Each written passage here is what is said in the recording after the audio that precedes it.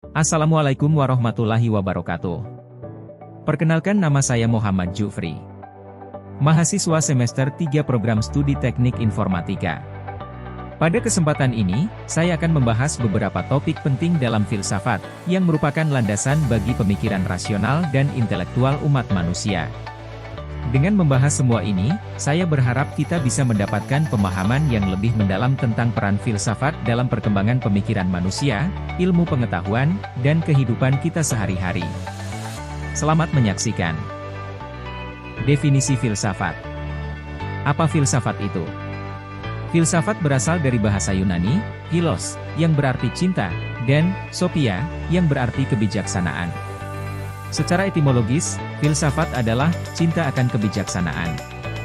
Dalam praktiknya, filsafat adalah usaha manusia untuk memahami realitas, keberadaan, dan nilai-nilai melalui refleksi rasional dan kritis. Jadi, filsafat adalah upaya untuk mencari kebenaran dan kebijaksanaan melalui pemikiran yang mendalam dan kritis. Selanjutnya, ciri-ciri filsafat. Ciri-ciri filsafat merupakan karakteristik mendasar yang membedakan filsafat dari disiplin ilmu lainnya. Masing-masing ciri ini menggambarkan pendekatan dan cara kerja filsafat dalam mencari kebenaran dan pengetahuan. Berikut adalah ciri-ciri filsafat yang terdiri dari universal, radikal, spekulatif, dan sistematis. Yang pertama yaitu universal. Filsafat bersifat universal karena ia tidak terbatas pada satu bidang atau topik tertentu saja. Filsafat mencoba menjelaskan segala aspek kehidupan manusia dan alam semesta, mulai dari eksistensi, pengetahuan, etika, hingga metafisika dan ontologi. Filsafat tidak terikat oleh batasan budaya, agama, atau zaman tertentu, dan mengarah pada pencarian kebenaran yang bersifat absolut dan universal untuk semua manusia, tanpa terkecuali. Kedua, radikal. Filsafat bersifat radikal dalam arti bahwa ia berupaya untuk menggali akar dari masalah yang ada. Filsafat tidak hanya menerima penjelasan atau pandangan yang sudah ada, tetapi seringkali mempertanyakan dan mencari dasar atau sebab-sebab mendalam dari suatu fenomena atau permasalahan. Radikal dalam konteks ini berarti filsafat menggali persoalan hingga ke akar masalah, mempertanyakan asumsi-asumsi dasar yang dianggap biasa atau diterima begitu saja dalam kehidupan sehari-hari. Ketiga, spekulatif. Filsafat bersifat spekulatif karena ia tidak selalu berfokus pada fakta empiris atau pengamatan langsung, melainkan juga menggunakan pemikiran abstrak dan imajinasi rasional untuk mencari penjelasan tentang suatu yang belum atau tidak bisa diobservasi secara langsung. Dan yang terakhir, sistematis. Filsafat bersifat sistematis karena ia berusaha untuk menyusun suatu kerangka pemikiran yang terorganisir dan logis. Pemikiran filsafat biasanya disusun dalam bentuk argumen yang saling terkait dan membangun satu sama lain, dengan tujuan mencapai pengetahuan atau pemahaman yang koheren dan terstruktur. Oleh karena itu, filsafat memerlukan pendekatan yang hati-hati dan logis dalam merumuskan teori atau pandangan. Aristoteles adalah contoh filsuf yang sangat sistematis. Dalam pendekatannya dalam karya Fundamental Metafisika, ia menyusun teori-teori tentang substansi, sebab akibat, dan eksistensi dalam kerangka yang jelas dan sistematis. Pendekatan sistematisnya membantu menciptakan dasar-dasar logika dan teori ilmiah. Berikutnya, objek filsafat. Filsafat memiliki dua objek kajian. Yang pertama, objek material, di mana hal-hal nyata yang dapat diamati dan dirasakan, seperti manusia, alam semesta, dan masyarakat. Contohnya, ada pertanyaan, apa esensi dari keberadaan manusia? Kemudian yang kedua, objek formal, yaitu sudut pandang atau cara filsafat memahami objek material, seperti etika, metafisika, epistemologi, dan logika. Kemudian tujuan filsafat. Yang pertama yaitu filsafat bertujuan menjadikan manusia berilmu dan selalu mencari kebenaran dari semua masalah. Dan juga filsafat mengajarkan manusia cara berpikir jernih, kritis, analisis, dan logis. Dan juga membantu manusia memahami konsep dan argumen dengan lebih baik. Membantu manusia membedakan antara yang real dan yang ilusi. Dan juga filsafat membantu manusia menghadapi pertanyaan tentang nilai dan makna. Dan juga filsafat bertujuan untuk membantu manusia mengerti tentang diri sendiri dan dunia. Hubungan filsafat, ilmu, dan agama. Sebelum kita membahas tentang perbedaan dan persamaan dari filsafat, ilmu, dan agama, mari kita bahas terlebih dahulu apa itu filsafat, apa itu ilmu, dan apa itu agama. Filsafat, upaya manusia untuk memahami dasar-dasar eksistensi realitas, pengetahuan, nilai-nilai moral, dan fenomena-fenomena lainnya melalui rasio dan refleksi kritis. Ilmu, upaya manusia untuk memahami alam semesta melalui metode ilmiah dan berlandaskan pada observasi, eksperimen, pengukuran, dan analisis yang dapat diuji secara empiris. Sedangkan agama adalah sistem kepercayaan dan praktik yang berhubungan dengan hal-hal transendental atau kekuatan lebih tinggi. Agama memberikan panduan hidup berdasarkan wahyu atau keyakinan yang berdasar dogmatis. Persamaan antara filsafat, ilmu, dan agama, yaitu pencarian kebenaran.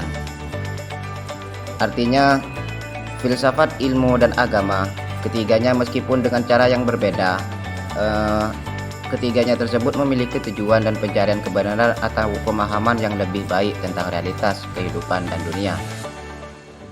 Kedua, yaitu pengaruh terhadap kehidupan manusia. Ketiganya memberikan panduan untuk kehidupan manusia, meskipun filsafat dan ilmu lebih mengandalkan rasio dan observasi, sedangkan agama mengandalkan keyakinan dan wahyu. Filsafat memberikan pemahaman tentang cara berpikir dan rasional dan etis, memberikan panduan untuk bertindak dalam kehidupan sehari-hari dengan mempertimbangkan nilai-nilai moral, kebijaksanaan, dan logika. Filsafat sering membahas pertanyaan-pertanyaan tentang tujuan hidup, makna eksistensi, dan bagaimana kita seharusnya bertindak di dunia ini. Sedangkan ilmu memberikan pengetahuan tentang dunia fisik, alam semesta, memungkinkan manusia untuk memahami proses alam, teknologi, dan bisa diterapkan dalam kehidupan sehari-hari, seperti dalam bidang kedokteran, teknik, dan lingkup hidup. Ilmu membantu manusia untuk memecahkan masalah praktis dan meningkatkan kualitas hidup melalui penemuan-penemuan ilmiah. Sedangkan agama memberikan panduan moral dan spiritual tentang bagaimana manusia seharusnya hidup menurut kehendak. Agama membimbing perilaku individu dengan ajaran tentang moralitas, kasih sayang, pengampunan, dan tujuan hidup yang lebih tinggi, serta memberi harapan akan kehidupan setelah mati. Persamaan yang ketiga yaitu pemahaman eksistensial. Masing-masing mencoba untuk menjelaskan makna hidup dan tempat manusia di dunia ini. Meskipun perspektif dan pendekatannya berbeda, filsafat mempertanyakan eksistensi dari eksistensi manusia, mencari pengetahuan tentang keberadaan, kebebasan, dan tujuan hidup dengan mendahulukan rasio dan logika. Banyak filsuf seperti Socrates, Plato, Jean-Paul Sartre berfokus pada pencarian makna kehidupan melalui pertanyaan-pertanyaan filosofis yang mendalam. Sedangkan ilmu dalam pemahaman eksistensial berfokus pada penjelasan fenomena alam dan eksistensi manusia dalam kerangka ilmiah. Misalnya, teori evolusi menjelaskan bagaimana manusia muncul melalui proses ilmiah, sedangkan kosmologi mencoba memahami unsur-unsur alam semesta. Ilmu membantu kita memahami tempat kita dalam alam semesta secara fisik. Dan yang terakhir, agama. Dari pemahaman eksistensial memberikan pandangan tentang tujuan hidup dari perspektif spiritual dan transendental. Dalam agama, kehidupan dianggap memiliki makna yang lebih dalam, seringkali terkait dengan hubungan manusia dengan Tuhan atau pencapaian kebahagiaan abadi setelah kehidupan duniawi. Agama menawarkan pandangan yang lebih bersifat teologis dan spiritual. Perbedaan antara filsafat, ilmu, dan agama. Filsafat adalah upaya manusia untuk memahami dasar-dasar eksistensi, realitas, pengetahuan, nilai-nilai moral, dan fenomena lainnya melalui rasio dan refleksi kritis. Filsafat menggunakan logika dan argumentasi untuk mencari kebenaran, namun tidak selalu berdasarkan bukti empiris. Tujuan utama filsafat adalah mencari pemahaman mendalam mengenai makna hidup dan dunia, serta pertanyaan-pertanyaan eksistensial. Sedangkan ilmu adalah upaya manusia untuk memahami alam semesta melalui metode ilmiah yang berlandaskan pada observasi, eksperimen, pengakuan, dan analisis yang dapat diuji secara empiris. Ilmu bersifat objektif dan fokus pada penjelasan fenomena alam berdasarkan bukti dan data yang terukur. Ilmu berkembang melalui hipotesis yang diuji dengan eksperimen. Sedangkan agama adalah sistem kepercayaan dan praktik yang berhubungan dengan hal-hal transendental dan kekuatan yang lebih tinggi. Agama memberikan panduan hidup berdasarkan wahyu dan keyakinan yang bersifat dogmatis. Agama menjelaskan kehidupan manusia, tujuan hidup, moralitas, dan eksistensi Tuhan dan kekuatan ilahi, dengan wahyu atau kitab suci sebagai sumber otoritas. Jadi, meskipun pendekatan dasar yang digunakan berbeda, ketiganya memberikan arah dan panduan bagi perilaku dan pemikiran manusia dalam kehidupan sehari-hari. Sedangkan titik singgung antara filsafat, ilmu, dan agama yaitu ada 3. Pertama, filsafat dan agama. Filsafat seringkali digunakan untuk merenungkan ajaran agama dan mendalami makna filosofis di balik doktrin agama. Banyak tokoh besar dalam sejarah agama juga dikenal sebagai filsuf, misalnya Thomas Aquinas dalam agama Kristen. Titik singgung yang kedua yaitu ilmu dan filsafat. Ilmu seringkali berakar pada filsafat alam atau yang disebut dengan metafisika dan epistemologi, yang mengajukan pertanyaan tentang bagaimana kita mengetahui dunia dan apa yang ada di baliknya. Metode ilmiah itu juga berkembang dari pemikiran filsafat. Kemudian titik singgung yang ketiga yaitu ilmu dan agama. Meskipun kadang-kadang mereka dapat berada dalam ketegangan, misalnya dalam soal penciptaan atau teori evolusi, ada juga titik singgung di mana ilmu dan agama bekerja sama, terutama dalam etika ilmiah dan dalam memahami ciptaan Tuhan. Sejarah awal perkembangan filsafat. Sejarah perkembangan filsafat dapat dilihat sebagai sebuah perjalanan panjang dari pemikiran mitos menuju pemikiran rasional, dan akhirnya menuju perkembangan filsafat yang lebih sistematis dan analisis. Berikut ini adalah penjelasan tentang perkembangan filsafat dari mitos atau mitosentris ke logos hingga filsafat pemikiran rasional yang lebih mendalam. Yang pertama yaitu mitosentris, atau bisa disebut sebagai mitos sebagai dasar pemikiran. Pada awalnya, manusia menjelaskan fenomena dalam kehidupan mereka melalui mitos. Mitos ini merupakan cerita atau narasi yang mengandung penjelasan tentang asal-usul dunia, makna kehidupan, dan peristiwa-peristiwa alam dengan menggunakan tokoh-tokoh dewa atau kekuatan supranatural. Mitos memberikan struktur pada kehidupan manusia yang masih penuh dengan ketidakpastian dan kebingungan. Pada masa ini, pandangan hidup manusia sangat dipengaruhi oleh agama dan kepercayaan terhadap kekuatan tak tampak. Dalam tahap ini, manusia lebih mengandalkan intuisi dan pengalaman spiritual dalam mendalami dunia. Yang kedua, logosentris, atau penggunaan akal dan rasio. Seiring dengan perkembangannya, terutama pada masa Yunani kuno, pemikiran manusia mulai beralih dari penjelasan mitos menuju penjelasan yang lebih rasional. Fase ini dikenal dengan istilah logosentris, berpusat pada logos yang berarti akal atau rasio. Di sini manusia mulai mencari penjelasan tentang dunia dan kehidupan melalui pertimbangan rasional, logika, dan pengamatan. Dan perkembangan yang ketiga yaitu filsafat, pencarian kebenaran secara sistematis.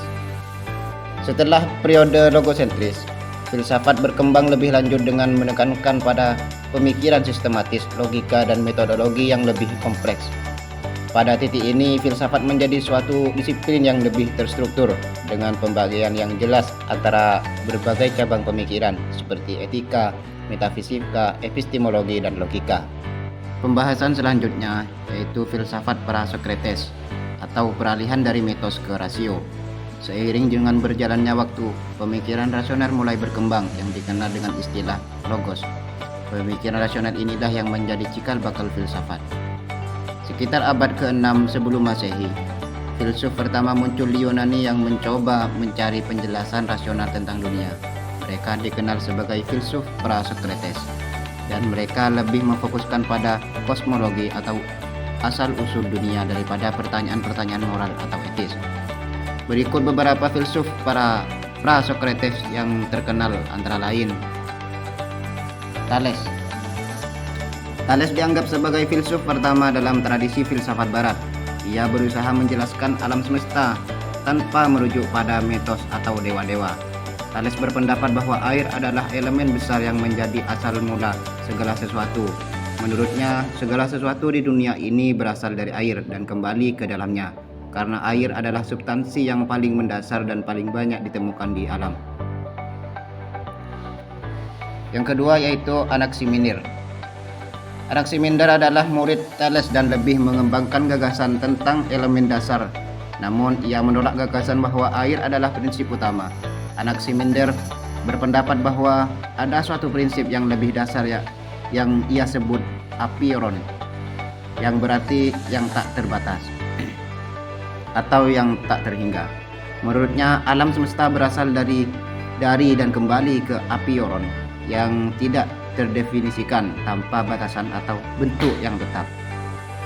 Yang ketiga yaitu Anaximenes. Anaximenes adalah penerus Thales dan Anaximenes, dan ia mengemukakan bahwa udara adalah elemen dasar yang menjadi asal segala sesuatu. Menurutnya, udara dapat mengubah bentuk menjadi berbagai substansi lain seperti air, api, tanah, dan batu, tergantung pada proses pemadatan dan pengenceran. Yang keempat yaitu Heraklitus. Heraklitus dikenal karena pandangannya yang radikal mengenai perubahan dan ketidakkekalan alam semesta. Ia terkenal dengan ungkapan pentarei, yang berarti semuanya mengalir. Menurutnya, perubahan adalah satu-satunya hal yang tetap dalam alam semesta. Ia berpendapat bahwa segala sesuatu dalam dunia ini berada dalam keadaan aliran konstan, dan konflik serta ketegangan antara lawan-lawannya. Misalnya, panas dan dingin, hidup dan mati adalah prinsip yang dasar menurut dunia. Filsuf pra-Socrates selanjutnya yaitu Pythagoras. Pythagoras dikenal terutama karena ajarannya tentang matematika dan numerologi. Ia menganggap bahwa angka adalah prinsip dasar yang mendasari segala sesuatu di alam semesta. Menurut Pythagoras, dunia ini terukur dan hubungan matematika, dan segala sesuatu dapat dijelaskan melalui angka dan proporsi matematis. Ia juga memperkenalkan gagasan tentang reinkarnasi dan jiwa yang abadi. Tokoh filsuf pra-Socrates selanjutnya yaitu Parmenides. Parmenides mengemukakan pandangan yang sangat berbeda dari Heraklitus. Ia berpendapat bahwa keberadaan itu tetap dan tidak berubah. Menurutnya, perubahan dan keberagaman adalah ilusi, dan satu-satunya hal yang benar-benar adalah yang ada. Semua yang berubah dan tampak berbeda adalah tidak nyata. Ia mendalilkan bahwa ada adalah satu-satunya kenyataan, sementara tidak ada itu mustahil. Tokoh filsuf pra-Socrates selanjutnya yang terakhir yaitu Demokritus. Demokritus dikenal sebagai salah satu pendiri atomisme. Ia berpendapat bahwa segala sesuatu di alam semesta ini terdiri dari partikel-partikel kecil yang tidak dapat dibagi lagi, yang disebut atom. Atom bergerak melalui ruang kosong dan menggabungkan diri untuk membentuk segala objek di dunia. Filsafat sebagai induk ilmu pengetahuan. Filsafat sering disebut sebagai induk dari ilmu pengetahuan karena sebelum munculnya disiplin ilmu modern, seluruh pengetahuan dan pemahaman tentang dunia berasal dari filsafat. Filsafat menyediakan dasar pemikiran, pertanyaan, dan prinsip-prinsip yang kemudian menjadi cikal bakal perkembangan ilmu pengetahuan. Proses ini dapat dipahami dalam dua konteks utama, asal-usul ilmu pengetahuan dan para filsafat dalam pengembangan ilmu. Proses munculnya ilmu dari filsafat. Secara historis, ilmu berasal dari filsafat sebab filsafat yang pertama kali melakukan pembahasan tentang segala yang ada secara sistematis, rasional, dan logis, termasuk objek yang empiris. Setelah beberapa lama, kajian empiris semakin bercabang sehingga menimbulkan spesialisasi penampakan kegunaan yang praktis. Perkembangan ilmu pengetahuan. Beberapa perkembangan ilmu pengetahuan diantaranya yang pertama yaitu filsafat dan ilmu alam atau sains. Pada zaman abad pertengahan dan Renaissance, para filsuf seperti Roger Bacon dan Rene Descartes menekankan pentingnya eksperimen dan pengamatan dalam memahami alam semesta. Kontribusi mereka dalam pengembangan metode ilmiah menjadi kunci bagi revolusi ilmiah yang terjadi pada abad ke-17. Perkembangan yang kedua, filsafat dan ilmu sosial. Dalam bidang psikologi dan sosiologi, banyak teori awal yang berasal dari pemikiran filsafat, terutama dari aliran eksistensial dan fenomenologi yang dikembangkan oleh filsuf seperti Immanuel Kant dan Edmund Husserl. Kajian tentang keadilan dan moralitas dalam ilmu sosial juga sangat dipengaruhi oleh filsafat etika. Kemudian perkembangan filsafat dari ilmu. Kemudian yang ketiga, filsafat dan ilmu politik. Konsep-konsep dasar dalam ilmu politik berasal dari filsafat, seperti teori keadilan oleh John Rawls dan teori-teori hak asasi manusia yang dibahas oleh para filsuf modern. Banyak konsep negara, hak dan kebebasan dipengaruhi oleh pemikiran filsafat politik sejak zaman Plato hingga Jacques Rousseau dan Karl Marx. Bahasan selanjutnya yaitu mengenal filsafat klasik. Definisi filsafat klasik adalah filsafat klasik merujuk pada periode berpikir yang berkembang di Yunani kuno, terutama pada abad ke-5 dan ke-4 sebelum Masehi, yang dianggap sebagai fondasi dari pemikiran filsafat barat. Pada periode ini, pemikiran-pemikiran penting tentang etika, politik, logika, metafisika, dan epistemologi mulai dikembangkan oleh para filsuf terkenal seperti Socrates, Plato, dan Aristoteles. Filsafat klasik ini sangat mempengaruhi perkembangan pemikiran di barat hingga saat ini. Berikut ini adalah gambaran mendalam tentang 3 filsuf utama yang membentuk filsafat klasik, yaitu Socrates, Plato, dan Aristoteles. Socrates adalah salah satu tokoh paling penting dalam sejarah filsafat barat dan sering disebut sebagai bapak filsafat moral dan etika.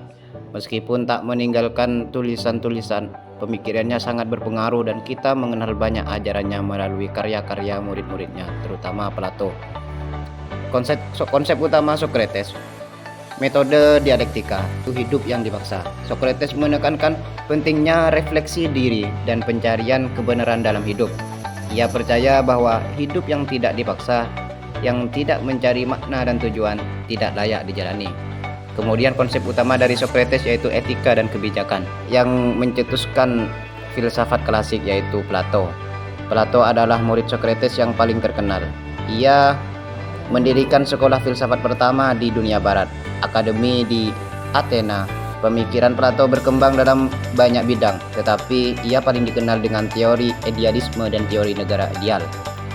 Konsep utama Plato yaitu teori dunia ide. Konsep utama Plato yang kedua yaitu keadilan dan negara ideal. Konsep utama Plato yang ketiga yaitu konsep jiwa. Plato memperkenalkan gagasan bahwa manusia memiliki 3 bagian dalam jiwa: rasio, ruh, dan nafsu. Untuk mencapai kebahagiaan dan keadilan, jiwa harus seimbang dengan rasio, memimpin dan mengendalikan bagian lainnya. Termasuk dari salah satu 3 tokoh filsuf yang mencetuskan filsafat klasik yaitu Aristoteles. Aristoteles adalah murid Plato yang kemudian mengembangkan sistem filsafat yang lebih empiris dan sistematis. Ia dikenal sebagai bapak logika dan memiliki kontribusi besar dalam berbagai bidang ilmu, mulai dari biologi hingga etika dan politik. Adapun konsep utama Aristoteles yaitu metode empiris dan logika. Konsep utama yang kedua yaitu konsep kausa atau sebab akibat. Kemudian konsep utama dari Aristoteles yaitu etika dan kebahagiaan. Pembahasan yang terakhir yaitu mengenal filsafat Islam. Pengertian filsafat Islam. Filsafat Islam adalah suatu sistem pemikiran yang mencakup berbagai cabang filsafat yang dibentuk oleh pemikir-pemikir muslim. Filsafat ini berfokus pada upaya memahami dan menjelaskan kebenaran berdasarkan ajaran Islam, baik melalui akal rasional maupun wahyu yang terdapat dalam Al-Quran dan hadis. Faktor munculnya filsafat Islam. Filsafat Islam muncul sebagai hasil dari pertemuan antara budaya Yunani Romawi dengan budaya Arab Persia yang kemudian dipengaruhi oleh ajaran Islam. Beberapa faktor penting yang melatar belakangi kemunculan filsafat Islam antara lain yang pertama yaitu pengaruh filsafat Yunani. Pada abad ke-8 hingga ke-9 Masehi, pemikir muslim mulai mengakses karya-karya filsuf Yunani yang diterjemahkan ke dalam bahasa Arab. Filsafat Yunani memberikan pengaruh besar terhadap filsafat Islam, terutama melalui pemikiran Aristoteles dan Platinos. Beberapa karya penting yang diterjemahkan termasuk Metafisika Aristoteles dan karya-karya Plato. Faktor yang kedua yaitu penerjemahan dan integrasi pengetahuan. Pemikir Muslim seperti Al-Kindi dan Al-Farabi berusaha mengintegrasikan ilmu pengetahuan Yunani dengan ajaran Islam. Mereka berpendapat bahwa akal dan wahyu tidak saling bertentangan, tetapi saling melengkapi. Penerjemahan karya-karya ilmiah Yunani menjadi salah satu pendorong utama bagi pengembangan filsafat Islam pada saat itu. Kemudian faktor yang terakhir yaitu perkembangan ilmu pengetahuan. Selain itu, perkembangan ilmu pengetahuan di dunia Islam seperti di bidang matematika, astronomi, dan kedokteran juga mendorong lahirnya pemikiran filsafat yang lebih rasional. Filsafat Islam berkembang tidak hanya dalam ranah teologi tetapi juga dalam pengembangan sebagai disiplin ilmu. Objek kajian filsafat Islam. Filsafat Islam mencakup berbagai topik yang terkait dengan teologi, matematika, metafisika, epistemologi, etika, dan logika. Beberapa objek kajian utama dalam filsafat Islam adalah yang pertama yaitu Tuhan atau yang disebut dengan teologi. Salah satu tema sentral dalam filsafat Islam adalah keberadaan Tuhan, yaitu Allah. Filsuf Islam mencoba untuk menjelaskan dan membuktikan keberadaan Tuhan dengan argumen rasional serta memahami sifat-sifatnya. Teologi rasional dalam filsafat Islam berfokus pada pembahasan mengenai tauhid atau keesaan Tuhan, keadilan Tuhan, dan rahmat-Nya. Kemudian objek kajian utama filsafat Islam yang kedua yaitu alam semesta atau yang disebut dengan kosmologi. Filsafat Islam juga mencakup kosmologi yaitu studi tentang alam semesta, penciptanya, dan hukum-hukum alam yang mengaturnya. Para filsuf Islam sering menggabungkan ajaran-ajaran filsafat Yunani dengan pemahaman Islam tentang penciptaan dunia. Al-Farabi, Ibnu Sina, dan Ibnu Rushd berusaha menjelaskan alam semesta sebagai hasil dari penciptaan Tuhan yang memiliki prinsip-prinsip rasional dan dapat dipahami oleh akal manusia. Kemudian objek kajian yang ketiga yaitu jiwa atau psikologi. Filsafat Islam juga mempelajari jiwa atau ruh dan hubungan antara tubuh dan jiwa. Beberapa filsuf Islam seperti Ibnu Sina dan Al-Farabi menggabungkan teori-teori mengenai kesehatan mental, kesadaran, dan tujuan hidup manusia. Kemudian objek kajian yang keempat yaitu etika. Etika dalam filsafat Islam sangat dipengaruhi oleh ajaran Al-Quran dan hadis dan berfokus pada perilaku moral, kebajikan, dan kebaikan. Para filsuf Islam mengembangkan teori-teori tentang bagaimana manusia seharusnya hidup sesuai dengan nilai-nilai moral yang sesuai dengan wahyu Tuhan. Imam Al-Ghazali adalah salah satu tokoh dalam etika Islam yang menekankan pentingnya jiwa dalam menggapai kebahagiaan. Kemudian objek kajian dalam filsafat Islam yang terakhir yaitu hukum atau falsafat hukum.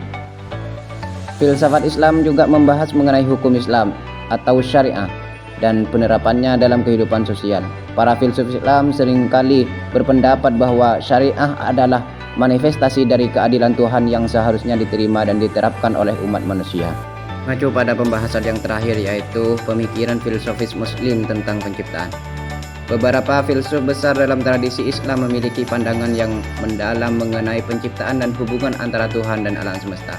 Beberapa tokoh penting yang berkontribusi dalam pengembangan filsafat Islam adalah yang pertama yaitu Al-Farabi. Al-Farabi dikenal sebagai guru kedua setelah Aristoteles karena ia mengembangkan dan menyebarkan pemikiran Aristotelian ke dunia Islam. Al-Farabi mengembangkan konsep harmoni antara filsafat dan agama, berpendapat bahwa akal dan wahyu tidak bertentangan tetapi saling melengkapi dalam pencarian kebenaran. Yang kedua yaitu Ibnu Sina atau yang dikenal dengan Avicenna. Ibnu Sina adalah seorang filsuf dan ilmuwan terkenal yang memadukan pemikiran Aristoteles dengan ajaran Islam. Dalam karyanya Kitab Asy-Syifa, buku penyembuhan, Ibnu Sina menjelaskan banyak aspek filsafat, terutama mengenai metafisika dan psikologi. Ia mengemukakan konsep tentang keberadaan Tuhan.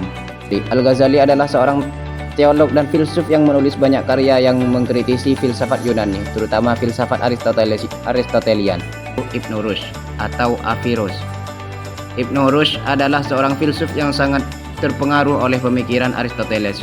Ia dikenal karena usaha kerasnya dalam menerjemahkan dan menjelaskan pemikiran Aristoteles. Ibnu Rushd berpendapat bahwa rasio dan wahyu tidak bertentangan dan bahwa filsafat dapat membantu memahami ajaran agama. Jadi, kesimpulannya adalah filsafat Islam adalah bidang pemikiran yang sangat kaya yang menggabungkan Warisan intelektual dari filsafat Yunani dengan ajaran Islam. Filsuf Islam seperti Al-Farabi, Ibnu Sina, Al-Ghazali, dan Ibnu Rushd memberikan kontribusi besar terhadap pengembangan ilmu pengetahuan, teologi, etika, dan metafisika dalam tradisi Islam.